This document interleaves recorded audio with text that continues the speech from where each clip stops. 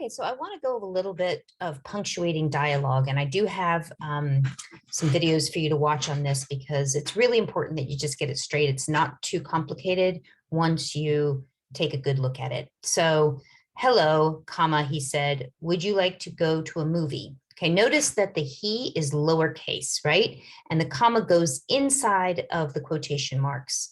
Those dialogue tags, so he said, she said, which is generally what you should be using instead of he scoffed or he screamed or he, right?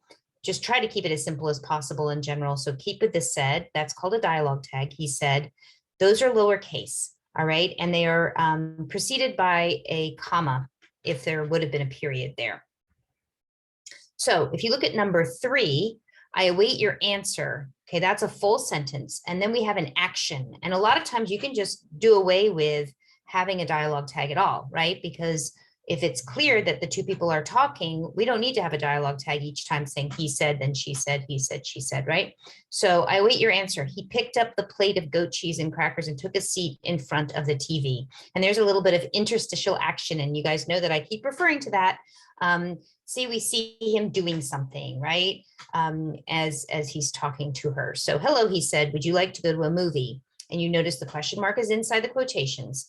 And you indent with each new speaker. Well, she said, let me think about that. Notice the let is not capitalized because it's part of the sentence. Well, let me think about that. It's just split up with that dialogue tag. Okay, so it's a full sentence broken by the dialogue tag. But notice how that is punctuated. So you have the comma there before, right after well, before the she said, before your dialogue tag, then another comma, because it's just, you know, sort of putting it into a little box, right? Let me think about that. And you do not capitalize that let. I await your response. And then we have what he does, that interstitial action. Okay. And speaking of which, interstitial action, again, you don't do it. He stood up and walked over to the sink where the dishes had already begun to pile up.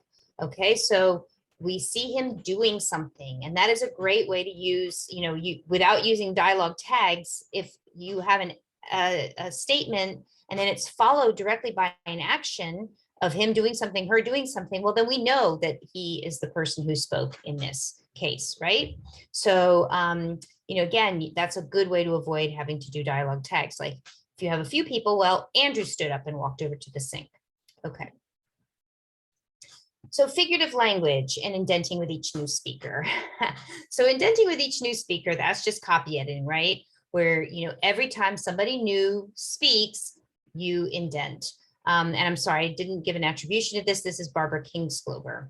So let's just look at this dialogue. Notice how the figurative language really helps to get voice here and to get us to see, right? The simplest thing would be to tear it down, the man said. The house is a shambles. Okay, and new paragraph. She took this news as a blood rush to the ears, a roar of peasant ancestors with rocks in their fists facing the evictor. All right, do you see that metaphor, that image really of a roar of peasant ancestors with rocks in their fists facing their evictor? But this man was a contractor. Willa had called him here and she could send him away. She waited out her panic while he stood looking at her shambles, appearing to nurse some satisfaction from his diagnosis. And that word nurse and diagnosis are you know, obviously used in conjunction. She picked out words.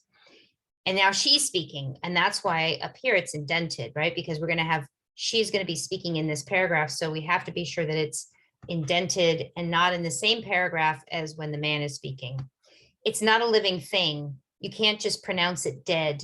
Anything that goes wrong with a structure can be replaced with another structure. Am I right?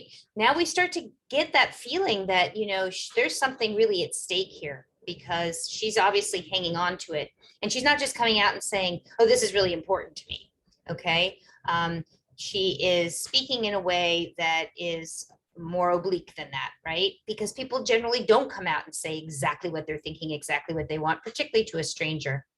Correct. What I'm saying is that the structure needing to be replaced is all of it. I'm sorry, your foundation is non-existent. And again, we can take that with a sort of a metaphorical grain of salt, right? Your foundation is not existent when we know that the stakes are so high for her for this structure. And I'm not familiar with this story. I'm only telling you what I'm getting from this very, from these very few words really that are here on the page. We get her panic, we get her desperation, and so the stakes are high, we care. And when he answers her, we know this is also getting her angry, right? That he at some level is getting personal with her, whether or not he means to, but it seems like he kind of means to there. This is from Ishiguro. So this is interstitial action. And I keep referring to interstitial action, right? That I think maybe, that I'm not sure all of you are clear about what that is. So you really want to get people doing things as they speak, right? If they're touching things, if they're looking at things, and we're going to get a sense of the setting, and we're also going to get a sense of people moving in space, so they're not just talking in a vacuum. Tommy, I said quite sternly, there's mud all over your shirt. So what? He mumbled. But even as he said this, he looked down and noticed the brown specks and only just stopped himself crying out in alarm. Then I saw the surprise register on his face, that I should know about his feelings for the polo shirt. The dishes lay piled up behind him like a stack of gray oyster shells. It's nothing to worry about, I said, before the silence got humiliating for him. It'll come off. If you can't get it off yourself, just take it to Miss Jody. He went on examining his shirt, then said grumpily, it's nothing to do with you anyway. Okay, and what makes this so effective is that this tiny thing, right, just a stain on a shirt, obviously has such great stakes for this character. Oftentimes we try to write big, right? So somebody's dying of cancer, or the police are following him, or, she's just killed someone and is running off, right? Those big, big things, when oftentimes those are much more difficult. They are more difficult, not just often. They are more difficult actually to imbue with large stakes, because you are trying to really write into them, and that can be hard. Whereas if you take something, partly because we expect those to be big stakes, so you have to write in such a different way in order to get our attention around them. Whereas something like this, we don't expect a stain on a shirt to be big stakes. So as soon as you're getting it big stakes, well, then we're interested. Well, why? What is wrong with this character that this would be so important, right? So remember those contrasting traits. I'm always coming back to contrast. You have a small thing, give it a great importance, and all of a sudden you've got contrast, you've got layers, you've got mystery, and we want to find out why. We want to get more information. Okay, your assignment 2 is due April 8th. However, I'm giving you a week automatic extension. You don't need to write and ask me for it. It's yours, all right, till the 15th. But that is a hard deadline. So don't ask me for anything past the 15th, please. So that's a hard deadline. So just plan accordingly. Be sure you read through the guidelines. I really want, and this is where people get tripped up, is on the reading, right? The model reading, when you're addressing the model reading, that seems to be a particular stickler. Really go into depth on that question, okay? And be sure to include an audio for both the process narrative and for the story. Reach out to me if you have any questions. And remember that my office hours are Wednesday and Thursday, 11 to 12:30.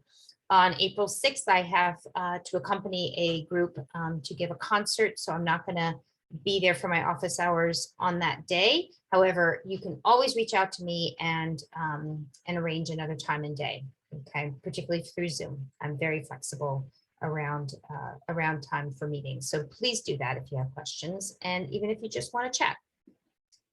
All right, your podcast, because that's the third project, the third and final project here. Be sure that you've contacted your partner. Reach out to me if you have not connected. If you have any questions or you need help, please do that. Because if I don't hear from you, I'm assuming everything's fine. And what I don't want to hear is, oh my goodness, we never got connected, and now I'm scrambling and I don't have anyone, and I don't know what to do. All right, so do it now. Reach out to me now if you are not connecting with your podcast partner. And again, be sure to read those guidelines carefully. They are in-course materials. And happy writing, giving you a little cake and coffee there.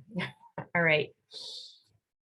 I hope all goes well. And again, please do reach out to me if you have any questions about anything.